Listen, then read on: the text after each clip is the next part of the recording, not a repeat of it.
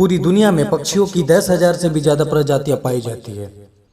सभी के वही दो पंजे, दो पंख और एक गर्दन होती है।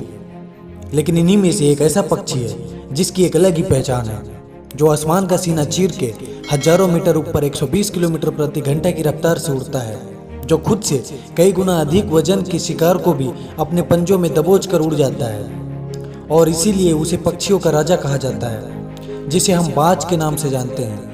और एक बाज इतना ऊंचा मुकाम हासिल करता है अपनी ट्रेनिंग और अपनी पुनर्जन्म की वजह से। अगर आप भी इस दुनिया में एक मुकाम हासिल करना चाहते हैं तो एक बाज को बाज बनने का पूरा सफ़र आपको जानना बहुत ज़रूरी है, क्योंकि 25 से 30 की उम्र तक आने के बाद लोगों को रिस्क लेने से डर लगता है, लेकिन एक बाज के जीवन की शुरुआत ही रिस्क से होती है।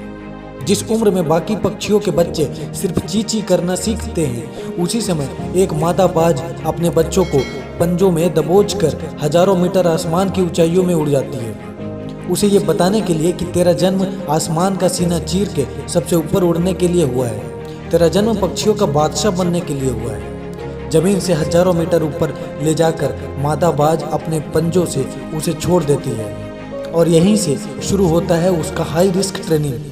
वो चूजा जमीन की तरफ तेजी से गिरने लगता है। थोड़ा नीचे आता है तो उसके पंख खुलने लगते हैं। नीचे आते आते वो अपने पंख को फड़फड़ाने लगता है, लेकिन वो अभी तक उड़ना नहीं सीखा। वो जमीन से कुछ ही ऊपर होता है। ऐसा लगता है कि कुछ ही सेकंड में उसका जीवन समाप्त हो जाएगा, लेकिन अचानक एक पंजा उसे अपने गिरफ्त में लेता है और वापस आसमान में उड़ जाता है। वो पंजा होता है उसकी माँ का, जो उसके पीछे उड़ रही थी। उसकी ये ट्रेनिंग तब तक चलती है जब तक वो उड़ना नहीं सीख जाता।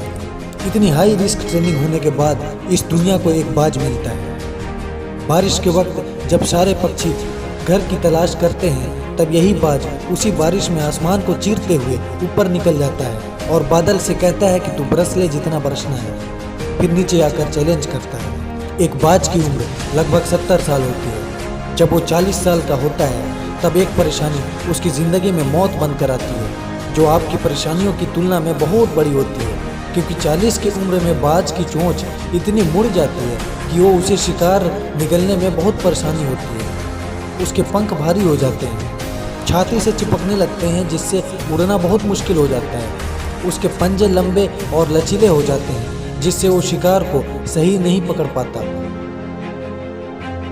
अब उस बाज के पास सिर्फ 3 रास्ते होते हैं।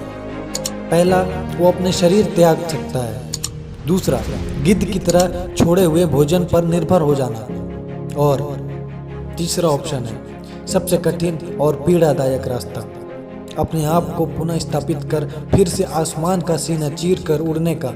और वो इसी तीसरे रास्ते को चुनता है और अपने पास के सबसे ऊंची चोटी पे पहुंच जाता है।